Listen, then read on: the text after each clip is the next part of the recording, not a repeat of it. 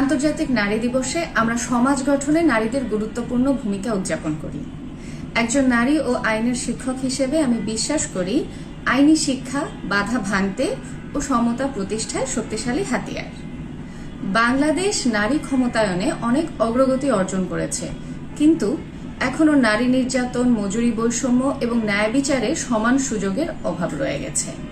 আমাদের কাজ শুধু নারীর অধিকার রক্ষা করা নয়, বরং এমন একটি আইন ও বিচার ব্যবস্থা তৈরি করা যেখানে সমতা কোনো স্বপ্ন নয়, বরং বাস্তবতা হবে।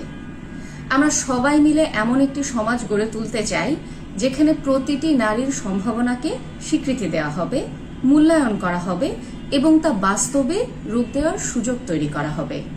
আসুন একসাথে কাজ করি, একটি ন্যায়ভিত্তিক এবং সমতাপূর্ণ ভবিষ্যৎ গড়ে তোলার চেষ্টা করি।